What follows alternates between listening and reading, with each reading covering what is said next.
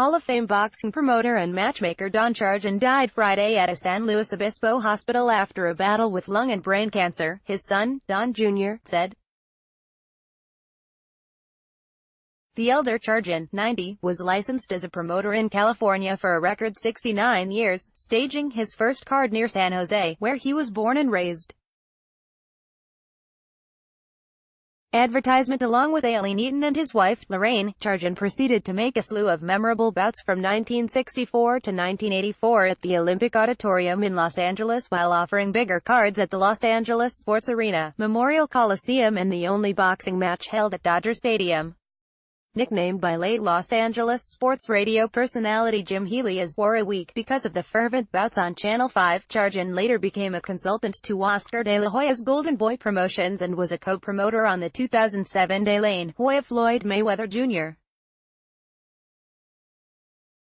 bout in Las Vegas that shattered live gate and pay-per-view records. Oscar is the one who brought me into this business, but Chargin made me, Golden Boy president Eric Gomez told the Los Angeles Times on Friday before learning of Chargin's death. He molded me, taught me how to negotiate, how to handle personalities, how to deal with the networks.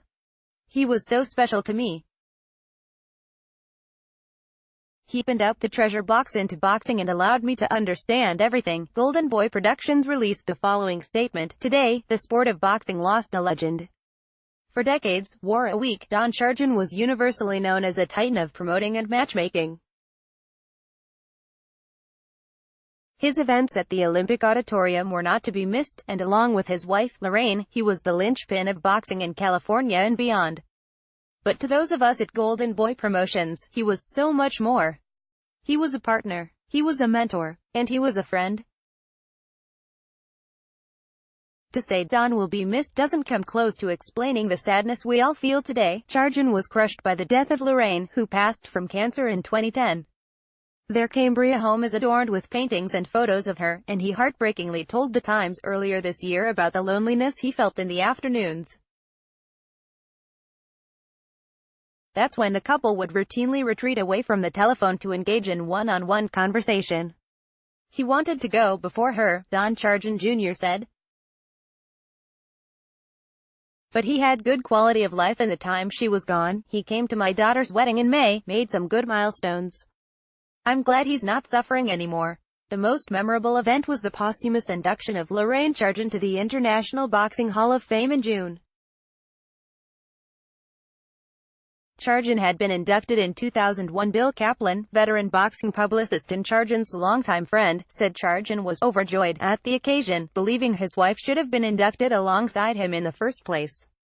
Advertisement. He grieved for her every day, Kaplan said. He missed her so much. Chargin rose to become the dean of boxing promoters after first staging a bout in Santa Clara 67 years ago between a local, Eddie Chavez, and former bantamweight world champion Manuel Ortiz. He made matches for promoter Jimmy Dundee at the Oakland Auditorium in the late 1950s through the early 60s, as well as in Sacramento.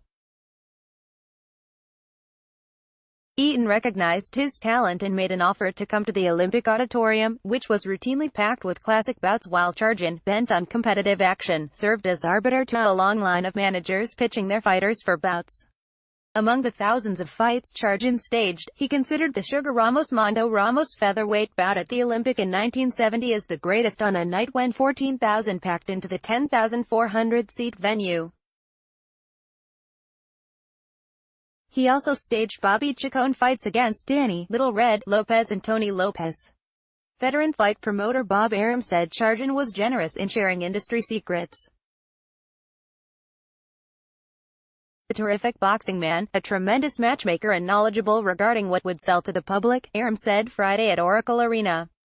He was a very valuable resource to me about what areas to place certain fights. Having observed Chargin's success at the Olympic, Arum added, if you didn't want to fight your ass off, he wasn't interested. During the Olympics' heyday, celebrities such as Jack Lemmon, Lucille Ball and Clint Eastwood made appearances, with broadcasting legends Dick Enberg, Keith Jackson, Healy, Tom Kelly and Jerry Coleman calling the action.